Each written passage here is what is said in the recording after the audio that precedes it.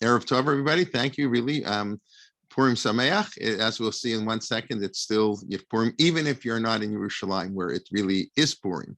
But really, it's I want to thank everybody, really, and a special thank you for people who came tonight. I think I had mentioned that, I sent out a list to a bunch of speakers for this year, and people, they pick their week, and then everybody can see what weeks are open and what weeks aren't. So somebody picked this week, and then I just wrote to them, I don't know that you want to speak. It's Motzei Purim. I don't know who's going to come and who's going to be in a mood to listen, and who knows what they might say. They may not know the difference between Torah and mathematics, who knows what.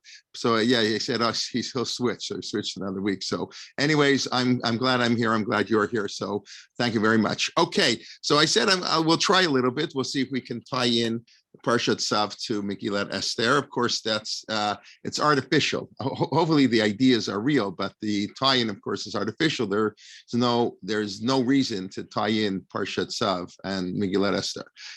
Although it is interesting that it's in Masechet Megillah, in the Talmud, where the all the Torah readings are listed. It's very interesting. The tractate that talks about Purim is not called Purim. The one that talks about Rosh Hashanah is called Rosh Hashanah. The one that talks about Sukkot is Sukkot. The one that's Psachim is Psachim. Everybody gets the name of the holiday. But the one on Purim is not called Masechet Purim, interestingly enough. It's called Masechet Megillah. Megillah means a scroll. Of course, Megillat Esther is one of the scrolls, but half of the Masechet, even more, has nothing to do with Purim. It has to do with the laws of a shul, Kedushat Beit HaKnesset, all the laws of how we conduct ourselves in shul, how many aliyot, but all kinds of things on shuls is in Masechet Megillah, and also what we lane when, what we read on all the various holidays. So there we know the Torah puts a connection, or the Torah, their sages put a connection between various holidays and what we read. The fact that Parshat Shavua, as we all know, is a much later edition. And enough, if you look at the Mishnah carefully, it seems pretty clear that the weeks of the four Parshas, Yeshkalim, Zachor, Para, and HaChodesh, they didn't read Parshat Shavua. Like if you read the Megillah, it says L'chol Mafsikim. They would interrupt the regular cycle of the weeks. Then they would read the week before Purim, the week before Adar Ishkalim, the week before Purim is Zachor, then Par and the Chodesh, and then they return to the regular cycle. And there's no indication that they read Parshat Shavua. I don't know how they had 7 aliyot, but that's a side issue. But anyways, Masechet Megillah really talks a lot about Kriyat HaTorah. The fact that Parshat Shavua and Megillah, they go together would be very nice. I just want to start with one little idea, and then we'll get to the main part of this year. I think we're going to be talk on the Korban Toda, the Thanksgiving offering, and see how it might tie in to Purim. And either it will or it won't, and you'll let me know. But I mentioned that today is Purim, even if you don't live in Israel. So we know that the 14th and the 15th, tomorrow you go to shul. For those who go to shul, there's no tachanun. It's like a holiday, so we assume because in Jerusalem it's a holiday, so we sort of observe it as a holiday also. But if you take a look, it's very obvious. I forgot to share my screen, right? I just clicked without sharing my screen. Let me just share my screen. Okay, share screen. Why is it not sharing? Here we go. Okay. So if you look in the Megillah, chapter 9, which is where the story of how the Megillah comes to a holiday, Mordechai and Esther write it down. So we won't go through the whole 9th chapter, but you look here. He sent letters to the whole 127, kingdoms. That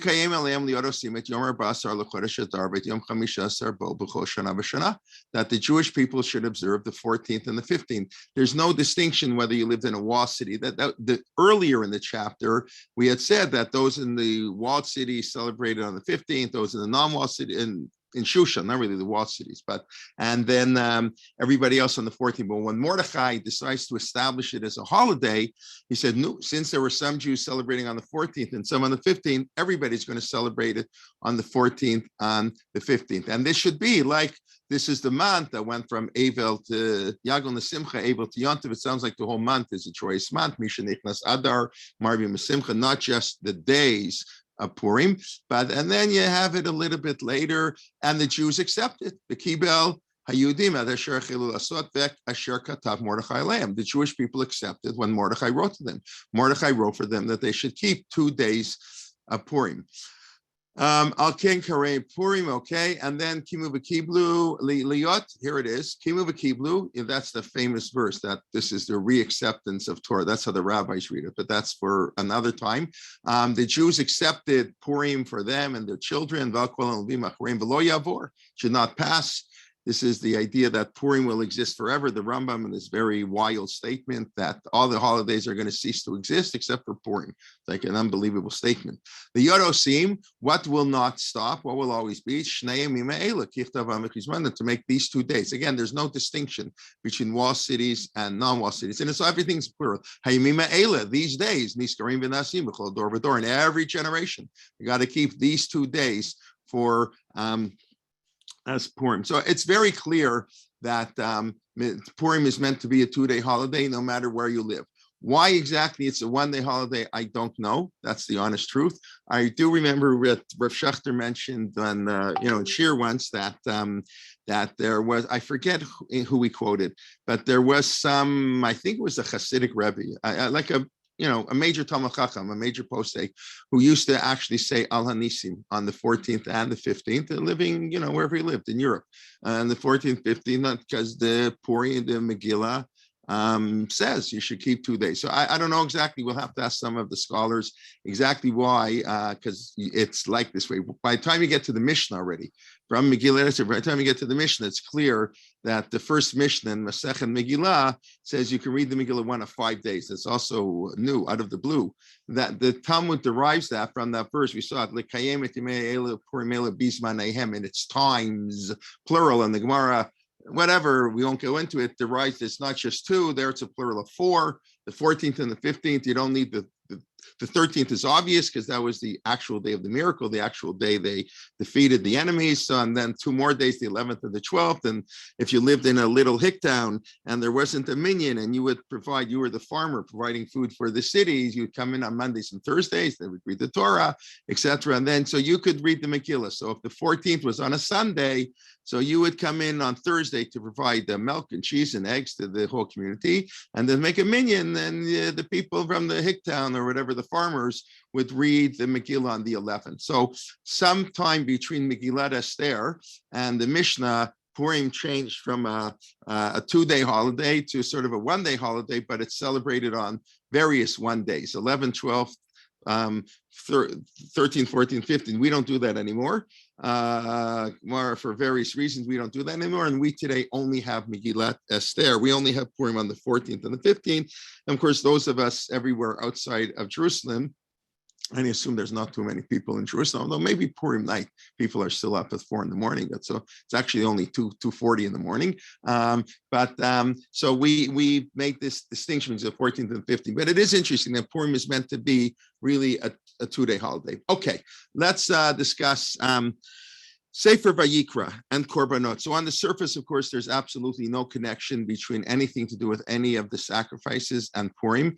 Purim makes no mention of any religious items about any nature. It's, Dr. Kohler talking, people read the Megillah, you read the book. There's no religious aspect to the book. There's no God. I mean, God's name isn't mentioned. There's no Israel, there's no temple, there are no sacrifices, there's no nothing.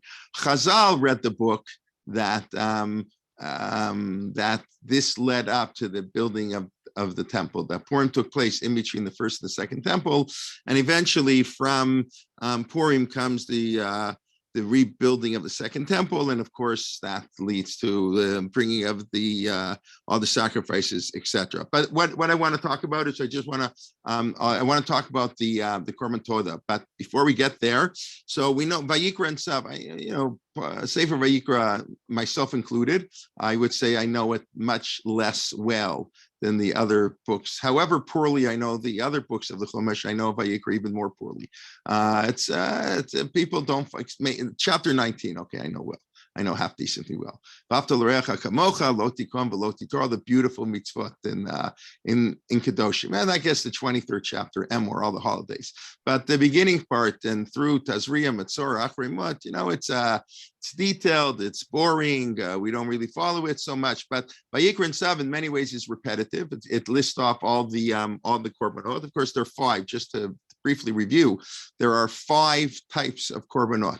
There are subcategories, but the 5 types of korbanot in order, at least in the Vayikra order, is the Ola, the Mincha, the Ola, the Mincha, the Shlamim, the Chatat, and the Yasham. The Ola means the burnt offering I don't like that name. The elevation offering, I don't know what they call it. They call it burnt offering because the whole thing is burnt on the altar and nobody eats anything. So that's totally dedicated to God. The mincha is the flour offering, which there are 9 types of korbanot mincha. Actually, I believe at least 9 types of korban mincha. For example, the korban omer, the spheres omer counting. So that's a korban mincha. Every Shabbos, the lechem hapanim, the 12 loaves of bread that they would offer in the temple. That's a korban mincha. The shtei halechem on Shavuot is a mincha. The mincha bikurim. The mincha, certain sinners, if they couldn't afford it, could bring a korban mincha. There are various minchas, and then every mincha has different ways to cook it. Marcheshet, machvat, in a deep pan, a frying pan, a pot, etc. But the korban mincha is a flour korban. And I find it fascinating that the korban mincha follows immediately on after the korban chatat, or the korban ola. Korban ola could be like a nice cow. And then they put a little cheap flour because this has to do with the last Mishnah in Masechet Menachot. Says, Achad hamarbev, achad hamamit, ubevad sheyechavein libo l'shamayim. It doesn't matter. This is not, it's by sacrifices, it's by everything in life. It doesn't matter the quantity, it's the quality that counts. Achad hamarbev, achad hamamit, whether you give more, whether you give less, doesn't matter. What happens is you do it with the intent, you do it with your heart towards heaven. How much you can give is very much determined by factors beyond your control. Some people have a lot of money, some people don't. And for all kinds of reasons, most of which have nothing to do with how smart they are. 10% have to do with that, and 90% luck, you're in the right business. I don't want to get into that whole talk, but we know all our success and our failures are not just determined by us. There's so many factors. I mean, I think we've seen it with COVID, and now unfortunately with the war in Ukraine. So many factors happen that we have no control over that make some people very wealthy and some people very poor, and whatever, everything. So how much you have, that doesn't matter. It doesn't matter in your service of God. God doesn't care. What God cares is you're doing it with the full heart. So it's very interesting. Therefore, I think we put the korban mincha. Give me a little flour, a little cheap flour, $2, as opposed to somebody who spends $2,000 on a cow. And maybe the person bringing the flour offering is doing more. It's kind of like in Hilchot Staka. The Rambam writes famously that it's better to give less with a full heart than more with, they twist your arm to give. You don't really want to give for business obligation. I give to you, you give to me. So it's much better to give your heart. And that's, you look in the Torah describes the mitzvah of tzedakah, opening your heart and opening your hand. Opening your hand is, how much money you're going to give. Opening your heart is how you're going to give the money. And your heart is more important than your hand. So it's the same idea here. You have the Ola, the Mincha, the Shlamim. Those 3 are first because they can all go being voluntary.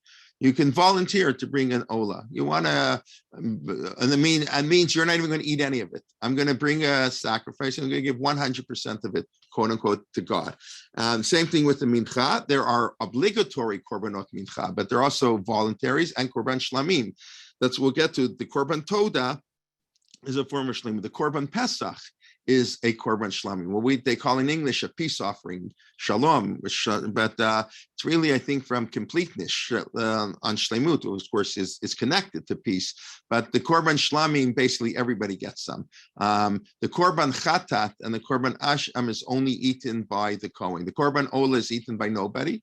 The korban mincha is eaten by a kohen only. When you have a korban mincha, the kohen takes what we call a kometz. He takes a handful of flour, whatever in his hand, he puts it on the altar, and the rest can be eaten by the Kohanim, but non-Kohanim cannot eat the Korban Mincha, non-Kohanim cannot eat a Chatat, and non-Kohanim cannot eat an Asham. That's prohibited, only Kohanim. Just like Truma, which is not food you put in the temple, but just the farmer, when you give your 2%, only Kohanim. Ma'asrot, the 10% you give to the Levi, anybody can eat.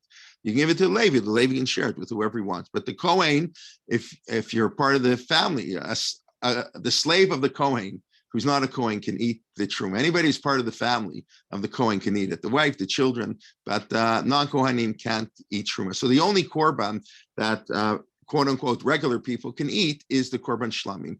So that's the most complete in the sense of the korbanot. It's got a little less it's what's called kodesh versus kodesh. Kodshim, maybe we're going to do that a little bit in our Siddur class, because we're going to get the Ezim and Koman. We divide korbanot between the Holy of Holies, Kodesh Kodshim, Kodshim Kalim, and Kodshim Kalim, lighter elements. So it has to do with where you can eat it, who you can eat it, a number of factors. But that's the, so you got the Ola, a nice animals, and it can be from a cow, from a sheep, whatever. And the mincha, which is from flour, the korban shlamim, also different types of shlamim. Then you have the chatat and the asham. That's in Vayikra. Chatat.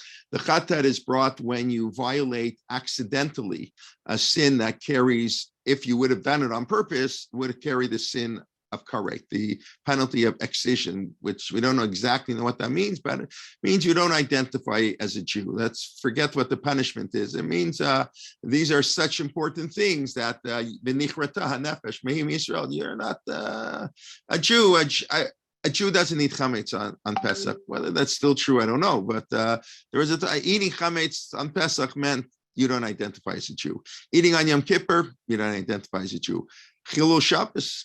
So that for sure isn't true anymore. In other words, many Jews, that was the Vinyancians' classic yeshuva 150 years ago. Jews today, they drive to, quote unquote, now they drive, then they went, however, they would go to work, but they were Mechalel Shabbos, but they went to shul. So maybe the status changes, but that's how that impacts what the Torah says, I don't know, but how it impacts Jewish law, that I do know, because that great rabbis have said we no longer treat these people the same way we once did.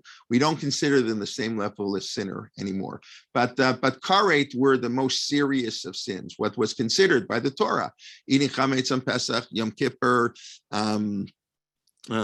Shabbos, and I guess the one that's really hard and that it shocks people who are not learned is Hilchot Nida.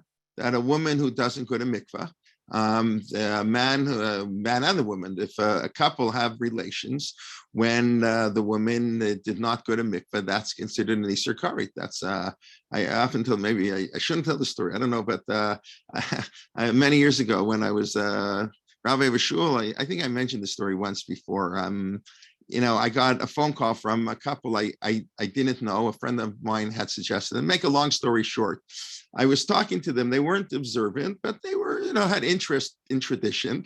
And I just mentioned, we were talking about mikveh and Hilchot Nida, and I said, I know it's not the same thing. It's not, it's not really the same, but on a technical level, and it's important to realize it's not the same socially, and it's not the way we understand it.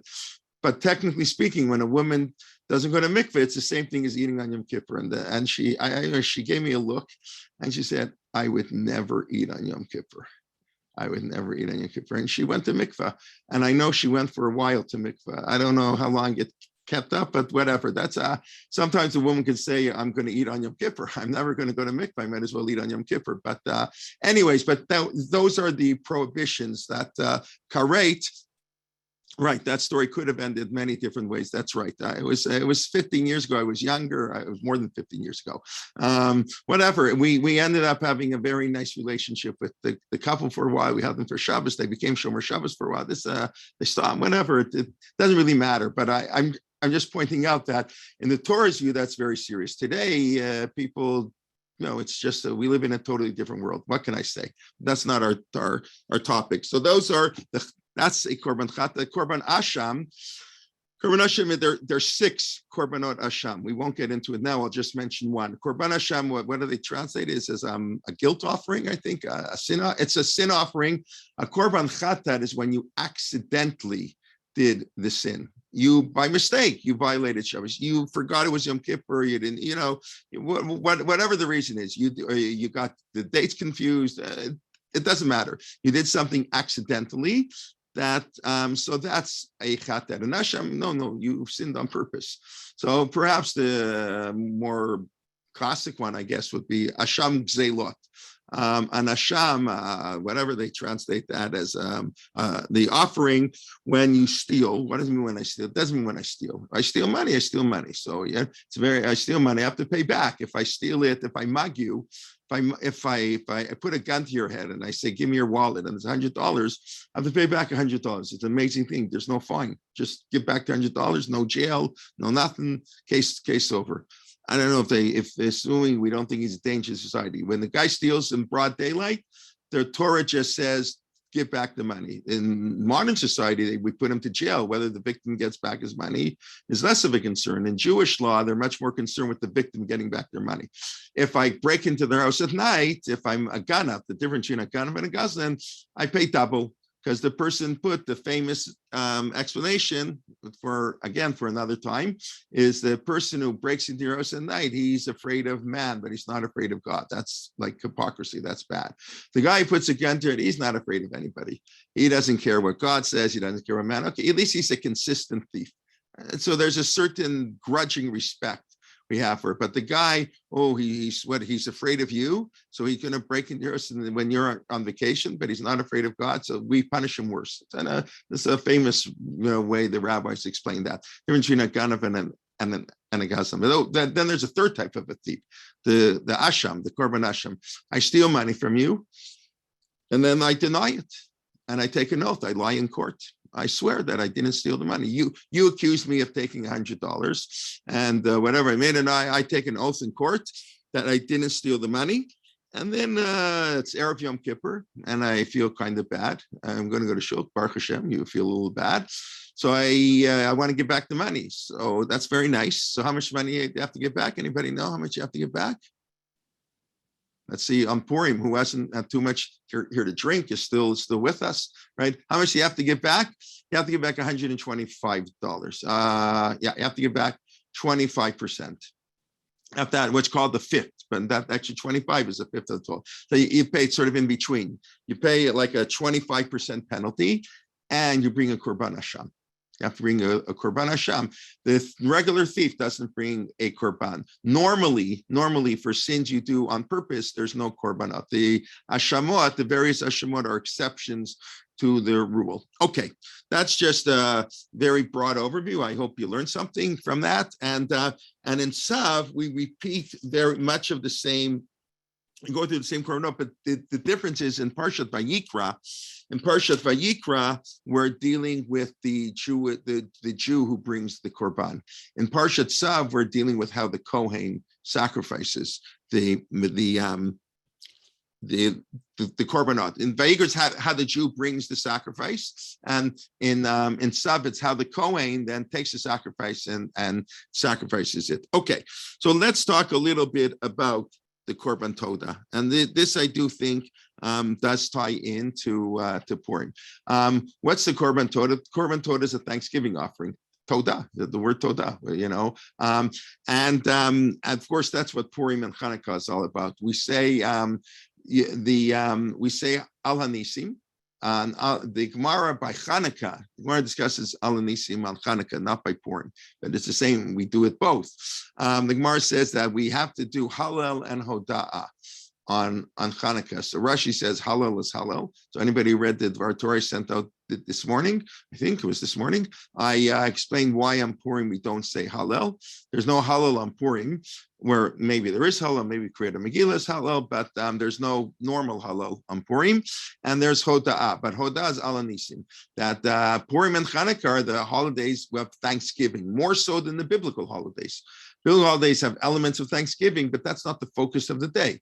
The focus of the day is whatever, matzah, freedom, whatever, Sipur Yitzit Mitzrayim, shofar, and we say Al Hanisim only on Chanukah and Purim. We don't, the idea of Persume Nisa, what do we call it? That you have publicized the miracle. There's no such mitzvah on Pesach maybe by the Arba Kosov, but we'll leave that aside. There's for sure no such mitzvah by matzah, by shofar, to publicize the miracle. We're not into PR. That's not what we do. The only mitzvah that we, quote unquote, have to PR, have to publicize in Persume Nisa, our Chanukah and Purim. And that's why we say, that's that extra bracha we say. And that's why we have this very unusual halacha that even people who can't afford it have to do the mitzvah. Normally, you're not obligated to, and you're not allowed to. That's the more important. You're not allowed to spend more than 1/5 of your, let's say 1/5 of your income. How do you define that? I'm not 1,000% clear on a mitzvah. So let's say you don't have any money in the bank. You live paycheck to paycheck. Lots of people live like that, the paycheck to paycheck. And your son's bar mitzvah is coming up, and it costs $1,500. Even a cheap pair of tefillin, $800. And I haven't bought tefillin so recently, but they're expensive, and you can't afford it. So the real halach is not only you don't have to buy tefillin, you're not allowed to buy tefillin. You're not allowed to buy. You can't spend too much money. You have to eat. So really, the person's exempt. Doesn't have to do tefillin. Okay, wants to board tefillin. I know that sounds really strange. We find this idea very strange, but that's the halacha. Hamevazves al yevazves yoter mechomesh. So even the wording is weird or funny. Hamevazves. In modern Hebrew, maybe in Talmudic Hebrew, it had a slightly different connotation. But in modern Hebrew, hamevazves is one who wastes. The right hamevazves, one who's wasting, one who's spending money. Al yevazves yoter mechomesh. One who spends money is not allowed to spend more than 1/5. The truth of the matter, I was going to talk about this first, and then I decided no, I want to talk about the korban Torah, which I do help. I'll get to soon. The korban ola v'yorei. That's a form of a korban chatat. Who wants to quickly? You know what an ola v'yorei is? It's like what's it called? Go up and down. Olevi arrayed. And a korban olevi arrayed means this actually is the one korban that depends how wealthy you are. The wealthier you are, the bigger their korban. So there are 5 korbanot olevi arrayed. Basically, if you deny that, if you refuse to testify in court when like testimony, you take an oath, I don't know anything, I didn't see anything. And again, then you come and you admit it, you were lying. So that's what we call a shvuat ha'edut. The person lied about knowledge. Someone who went into the temple when he was tamei and he forgot. He was tamei. One who took a false oath, a certain type of a false oath, not just by shvuat ha'edut. That's one type of korban olavi. Right then they have a woman in childbirth. After she has a child, has to bring a korban. And if you look in Parshat in Tazria, we'll read in a couple of weeks. So if she's wealthy, she brings animals. And if she's not so wealthy, she brings birds. And the same thing, a metzora. We translate a leper, whatever that means, sarat, whatever disease that was. So also the same thing. Brings an animal or 2 birds. The one who swears falsely, the one who goes in the temple, there's a 3rd level. There's a lower level. We're not going to discuss that now.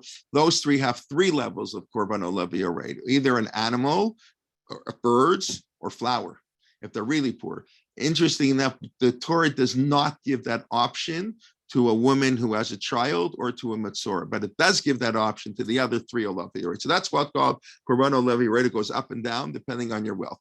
So it's okay, very nice, detailed. None of this stuff applies. Who cares, right? In a certain sense. But one of the beautiful messages, the Sefer HaChinuch writes. This I heard first time from my dear beloved. Fortunately, Dr. Aaron Levine. If people know who he was, Aaron Levine was. I mentioned him before. A professor of mine at Yeshiva University, the head of the economics department, but he was much more than that. Here, let me pull it out here. I'll just pull out 2 of his, just have them all here. Here, this is one book, Economic Public Policy in Jewish Law, Case Studies in Jewish Business Ethics, Economics in Jewish Law. He invented the field, like Lord Jacobovitz invented the field of Jewish medical ethics. He was the pioneer. So Aaron Levine invented the field of Jewish business ethics. He was a PhD in economics, head of the economic department, and tremendous Talmid Chacham, really one of the outstanding Talmidei Chachamim, a very modest man, a wonderful person. He died, unfortunately, relatively young. I don't know, it's over 10 years ago. So he was the one I remember who first pointed this out to me, that the Sefer HaChinuch says, it's very nice. Let's say I'm not so wealthy, so I can only afford birds. I can't afford animals, or I'm really poor. I can only afford flour. But for God, I mean, it's a mitzvah after all. So I want to bring an animal. So I go into debt. I borrow money, whatever. I who knows what I do. So you didn't fulfill your obligation. That's another sin. If the Torah tells you don't spend so much money, the Torah doesn't want you to spend so much money. If the Torah writes that if you're wealthy, you give an animal, and if you're middle class, for lack of a better term, you get birds, and the lower class, I don't like these terms, but gives flour. So the Torah doesn't want someone who's in the lower income, the lower third of income, to give an animal. That would be the Torah. That's a Torah chasal mamonam shel Yisrael. The Torah is concerned. It cares about the money of the Jewish people. We're not allowed to waste money. Bal tashrit, can't chop down a tree. It can't throw clothing unnecessarily. You can't throw out money. And you're not allowed to spend more than God doesn't want you. God doesn't need your money. He doesn't need this all this fancy schmancy stuff. Yes, there is an idea of hidur mitzvah. You can afford it. So if you can afford it, get a nice silver. Don't make kiddush on Friday night on a paper cup. Make it on a nice silver thing. When you eat Friday night, have fancy chub. That's only if you can afford it. Baruch Hashem, even the poor among us, many of them are wealthier than the wealthy from 200 years ago. The people here above welfare live higher than some of the nobility lived 300 years ago. They're standing in Baruch Hashem. That's nice. So okay, we can afford it, but that's really a beautiful idea, that you're not allowed to spend too much money.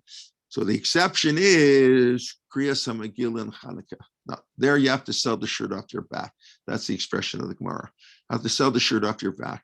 That's what's going on here. This is because this is different. This is, you have to, every Jew has to publicize the Megillah. That's why Lubavitch used to start, the Hanukkah mobile or whatever they do, going around town lighting the menorah, because that's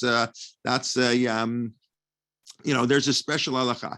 It's kind of sad, if that it comes to that. Hopefully, that's why the first halach in Hilchot Pesach, which we have to begin learning on Purim, Shloshim Yom Kodem HaChag, 30 days before Pesach, we start learning about Pesach, and of course, 30 days before Pesach is Purim.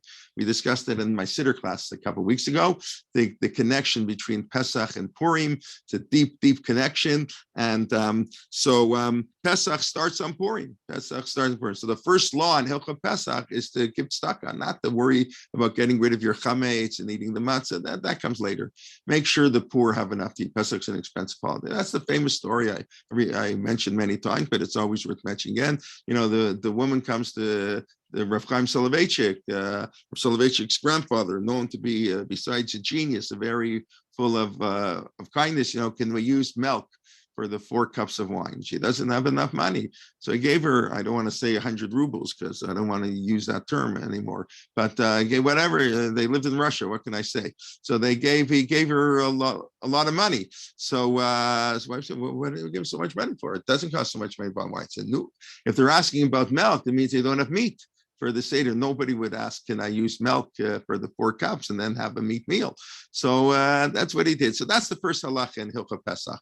So you have to help the poor. But Purim and Hanukkah is kind of an exception to how much money you're supposed to spend on a mitzvah. Now, it's hard to imagine how poor do you have to be that you can't afford oil for menorah. So maybe somebody can tell me 2,000 years ago, oil was very expensive. I don't know.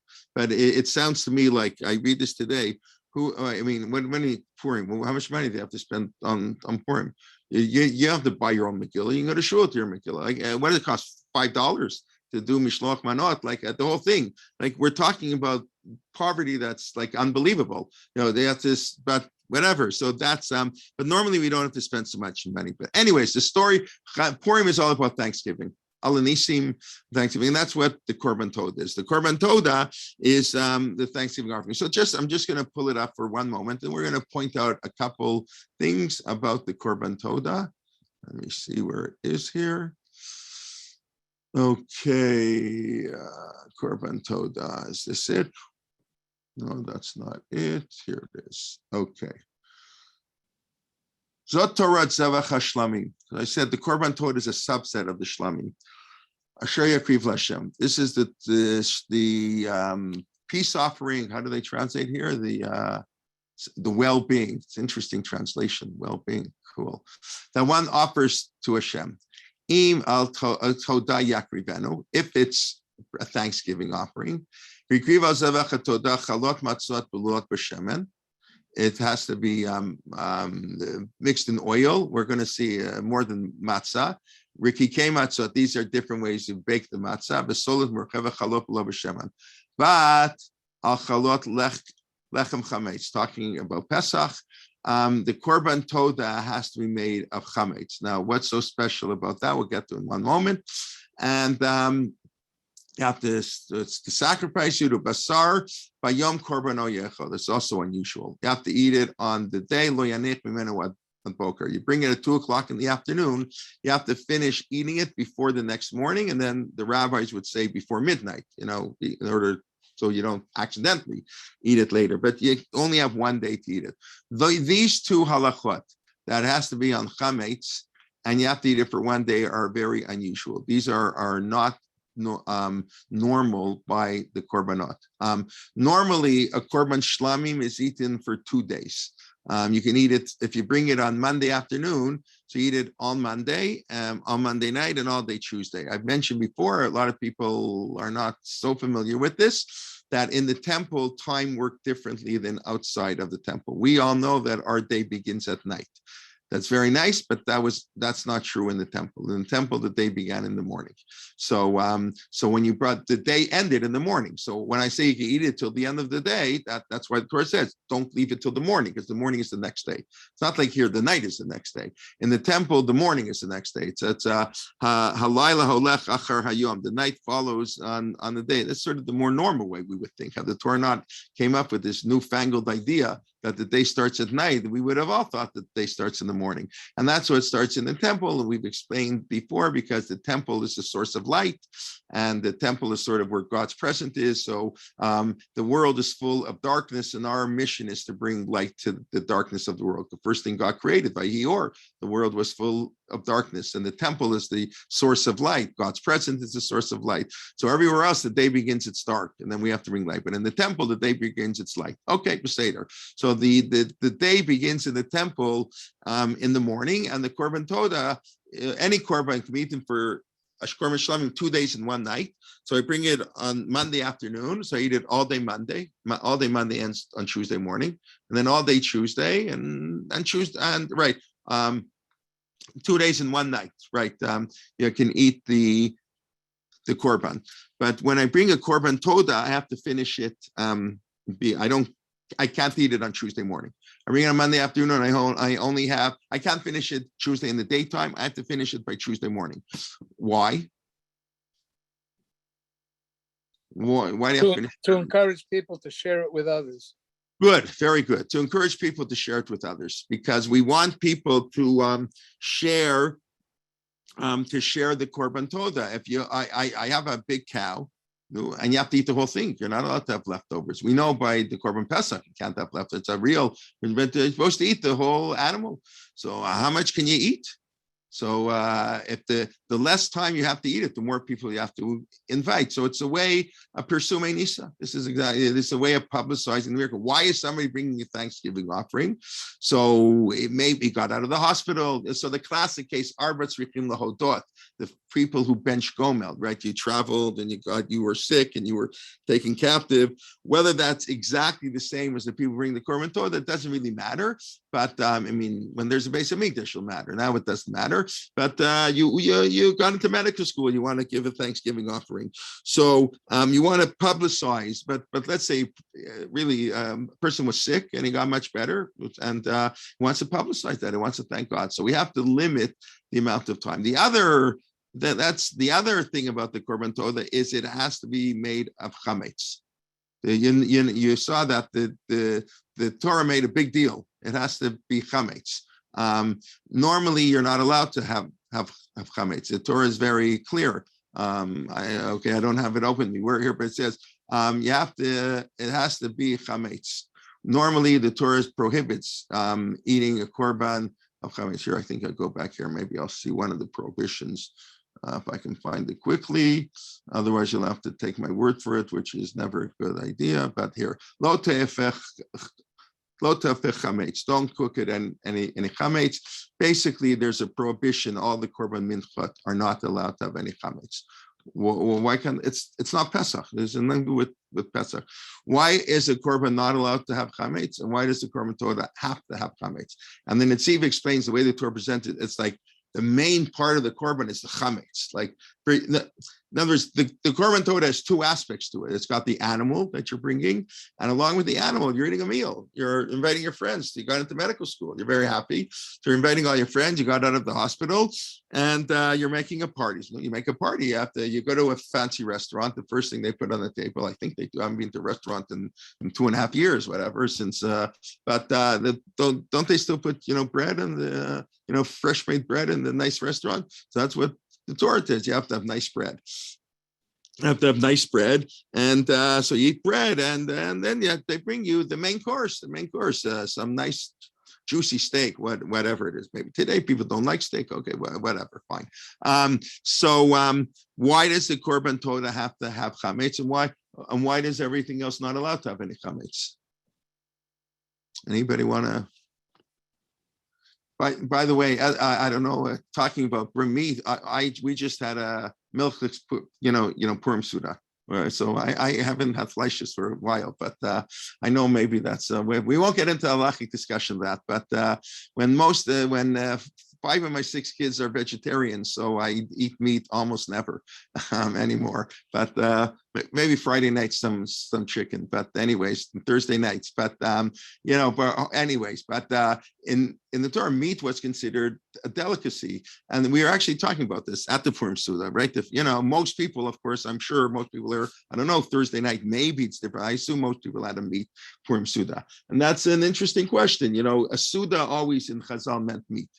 But maybe today it's a little different. Meat was, you weren't supposed to eat meat all the time. You're only supposed to eat meat on Shabbos and Yom Tov.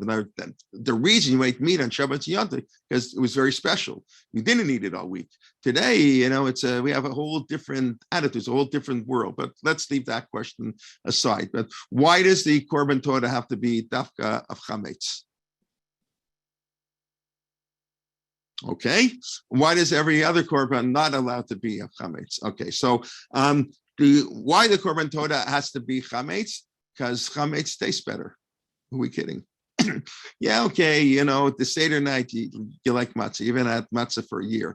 In other words, matzah, I don't know how to say this in a nice way, but matzah tastes so bad that the custom is many people from Purim don't eat matzah, right? I'm sure people here.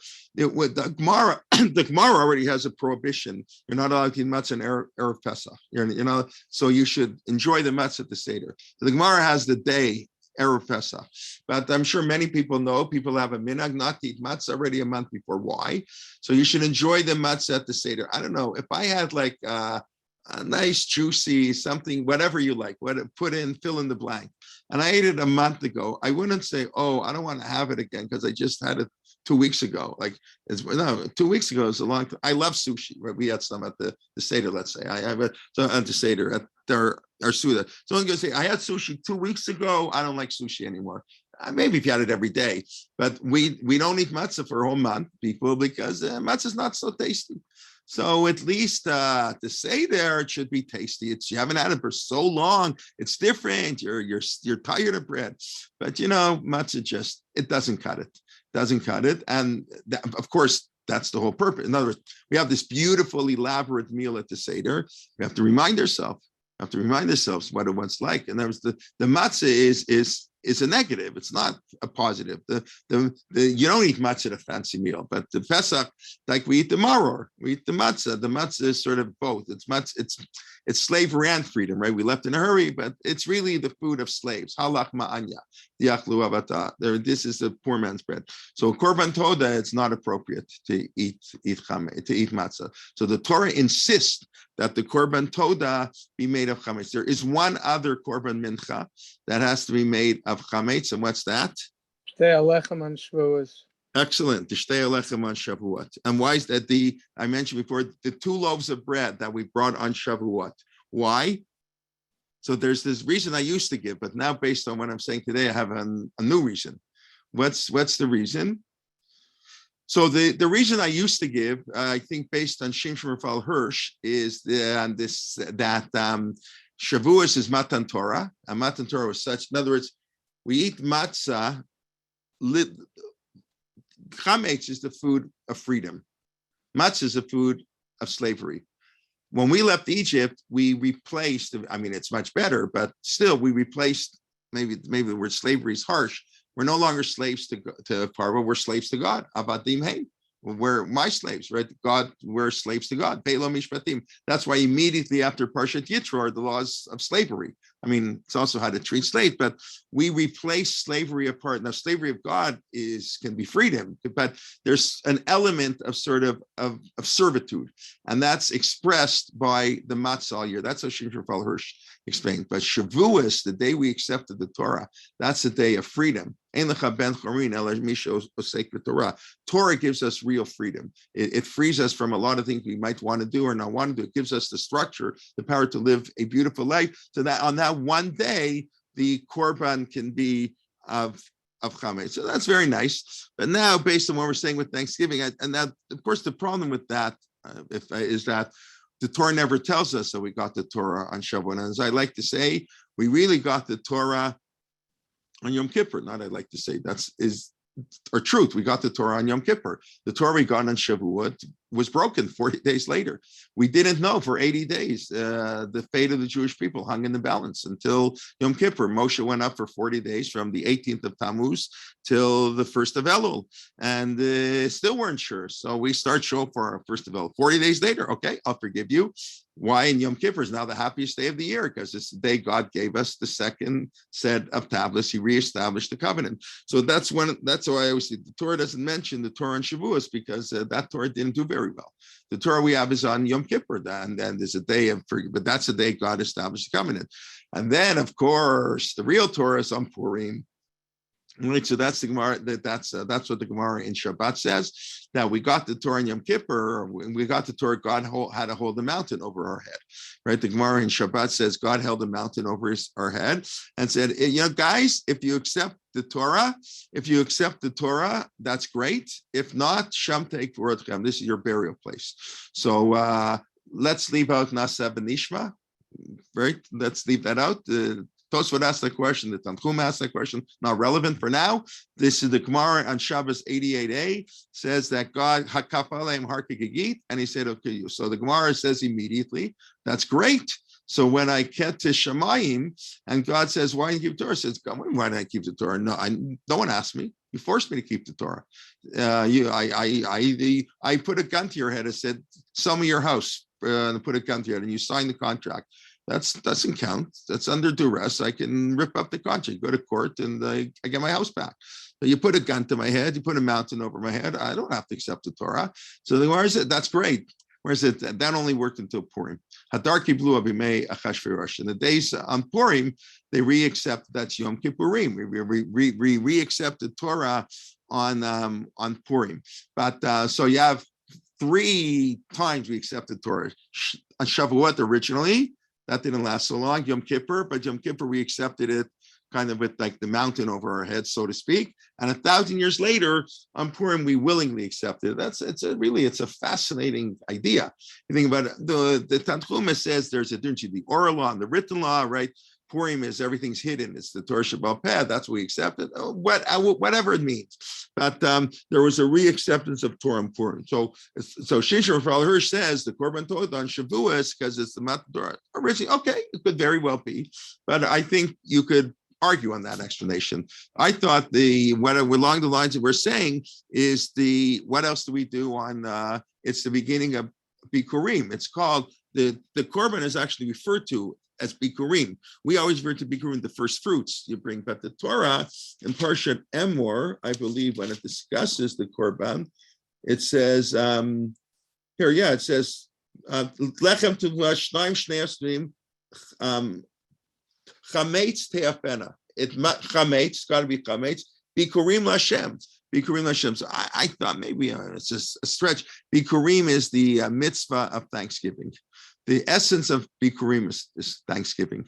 Thank you, God. We came to this land, and here are the beautiful fruit. You took us out of Egypt. I mean, we say that on Pesach too. We use this as our Pesach text. But the Bikurim is a form of thanksgiving. So when you have a form of thanksgiving and you express gratitude, that's when you should have bread, because you want to express how wonderful God has done. So you want to have a really exquisite meal. You don't want to like ruin the meal a little bit, if I can say that, with the matzah. So that's sort of perhaps, but that's how it's. The Netziv says it black and white. Naftali Tzvi Berlin, the great Rosh Yeshiva in Belazhin in the 19th century, sort of says it that matzah just doesn't taste very good. And chametz tastes really great. So for the Korban Tola, we want chametz, and we want to publicize it, just like we're in Persume Nisa, and therefore it's one day. And then he says, we say Lechaz Bech Zevach Toda, right? We say that in Hallel, right?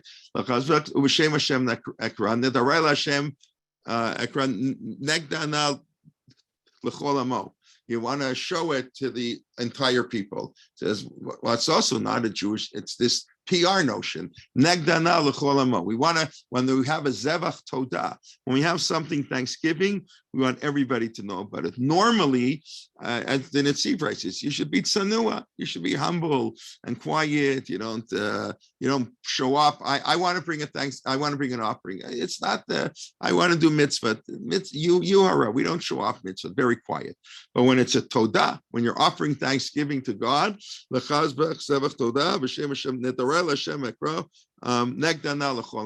we bring in the entire nation. We want to offer our Thanksgiving to everybody. Okay, let's do a couple. Now, why do other korbanot? Okay, so I understand why I need chametz by the korban toda. Maybe why I need chametz by the shtei alechem on Shavua, the bikurim. But why is there a prohibition of chametz on the other korbanot mincha? It's a Torah prohibition. Lo te'efa chametz. It's like one of the 613 mitzvot. Right? I always say, talk about what the mitzvot are. So, I'll call korbanecha takrid melach. One of the 613 mitzvot is you have to put salt on a korban. Sefer Chinuch says, you know why? Tastes better.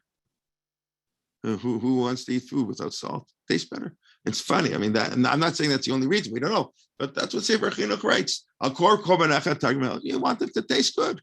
It's but that's a mitzvah in the Torah. You're prohibited, and of course we put salt on Friday night, even though we have salt in the challah, we pour salt. That's what it's based on, because in the Beit everything had lechem, al kor korbanecha takrid melach. Our table is like the shulchan. We're like the altar. We're recreating the temple in our home. So we also put salt. That's what it's written. That's one of the mitzvot of the Torah. But so what's so terrible if you eat chametz on a korban mincha? Anybody? Okay. So maybe Rabbi Kelman, maybe exactly that the point of the haughtiness of chametz. Exactly. It's okay for the toda, but right. Not okay for the other. Exactly. So that's how the Sefer Chinuch explains it. What's a korban? Who are before God? We're nobodies. We have to humble ourselves, right? What's the one quality that Moshe Rabbeinu has? Humility, right? Because when you meet greatness, you become more humble. It's always true, right? When you meet, I always like whatever, you talk to kids and meet Wayne Gretzky. I'm dating myself. I assume everybody here knows who Wayne Gretzky is. If anybody doesn't know who Wayne Gretzky is, I'll throw you off. He was the, greatest hockey player ever lived. You don't know who Wayne Gretzky is, was that a yes or a no? But anyway, so when you meet Wayne Gretzky, you realize what a lousy hockey player you are. When you meet greatness, I don't know if those hands up mean they don't know who Wayne Gretzky is or they do know who Wayne Gretzky is. Michael Jordan, I don't know, Babe Ruth. Okay, everybody knows who Babe Ruth is. Okay, so yeah, right. When you meet greatness, it's humbling in a positive sense. So Moshe Rabbeinu met God more than anybody. He was the most humble person. That's obviously had an impact. But so when it comes to the Beit HaMikdash, we're in the presence of God, there's no room for chametz. Chametz, I relax, I have time. So one is humility, and two, the Sefer Chinuch says, is time. What's matzah? You got to work on it all the time. Yeah, okay, that's one comment, right? You got to work. You can't relax when you make matzah. Anybody been to a matzah factory? I've been, everything is so quick. You have to 18 minutes, but it's the whole concept of quickness. That's how we worship God. Chametz, on the Bali Musar, all year, maybe not. During Chametz is arrogance, matzah is humility, right? It's also, that's one thing, but it's the quickness. Zrizim makdimim lemitzvot. So therefore, all mitzvot in the temple, we got to be quick, zariz, and we got to be humble. So therefore, korbanot mincha are forbidden to have any chametz in them. By the way, can't have any honey. I didn't show you that pasuk. The dvash also is prohibited. It's a sweetener. It's got to be plain. Friend of God, just plain, boring matzah. So, and of course, that's what we're doing on Pesach. It's a wonderful meal. It's beautiful. It's supposed to be the fanciest meal of the year, the fanciest plate. But we need that matzah to remind us that Pesach is not about, it's not the July 4th. It's not a religious July 4th or July 1st in Canada. It's not a day of independence, a day of dependence on God. We just switched. So we have that element it's crucial at the Pesach Seder. We have matzah goes. They have the 4 cups of wine and meat and everything, and especially when there was the Korban Pesach, all this fancy stuff. So you got to remind yourself, cool down a little bit, be humble. Then we make that exception for the Korban Torah. Maybe we make the exception on Shavuot, when he took the purpose of Egypt was to get to Har Sinai. So then we have the exception. But normally we do not allow, because of humility and a larceny, we do not allow any chametz in the Korban Mincha. Okay, now, I just want a couple other things. What time is it? I've got to finish up. Okay. I was just going to say, Purim is all about helping others. Mishloach manot ish l're'ehu matanot levunim. So I guess this is the last point I'll say, because it's getting late. I see time flies when you're having fun. There's a note in this week's parsha, and where is it? Perek Chet pasuk 8:8. Vayasem alav et hachoshen. Chapter 8 is the Shivat Yemei Miluim. Chapter 8 is the when Aaron gets appointed the Kohen Gadol. It goes through all the special activities. This was assumed by Chazal to be between the 23rd of Adar and Rosh Chodesh Nisan. Rosh Chodesh Nisan is the day they established the temple or the Mishkan, and Nadav and Avihu, unfortunately, died. But this is the Shivat Yemei Miluim before that. So it says Moshe is transferring the kahuna, so to speak, to Aaron. So it says, Vayasem alav et hachoshen. Moshe put the choshen, the breastplate. This is Perek chapter 8, verse 8.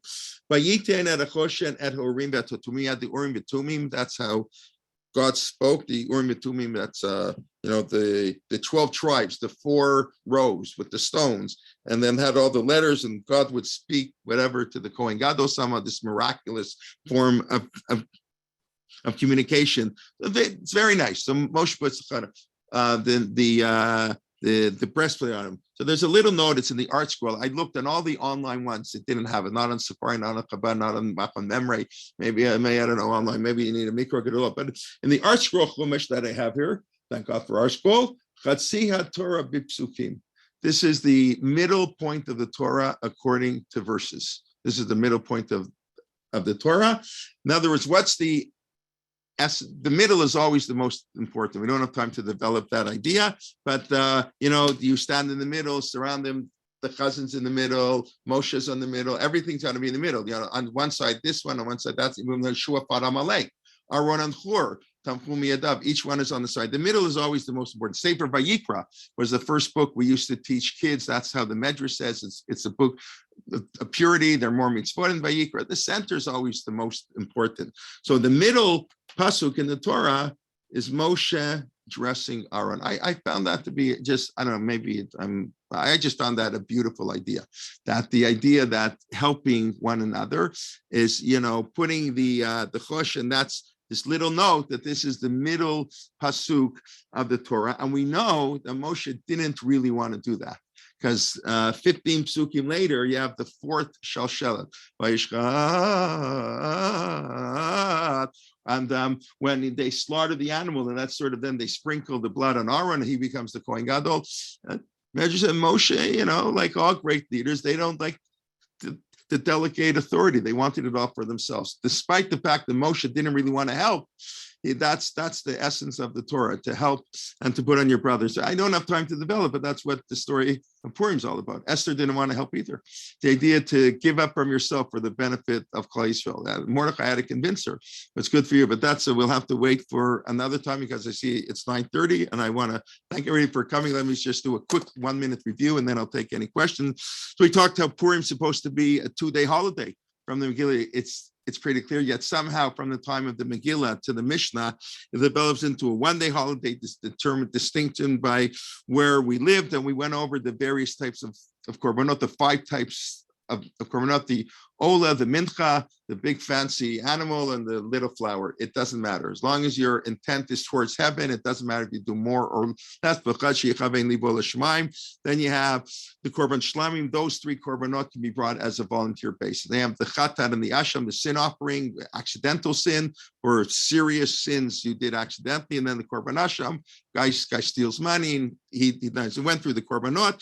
Parshat Shavua is how Aaron brings this korban. Then we discussed the whole idea, the korban Torah, tying it in a little bit into Purim, about the idea of Thanksgiving. The whole notion of Purim is ala nisim, pursuing nisa, publicizing things, and that's exactly what the korban Torah is all about. It's Thanksgiving, publicizing, and that's why it can't be eaten in one day, and that's why we eat only chametz with it. Not only, it also has matzah.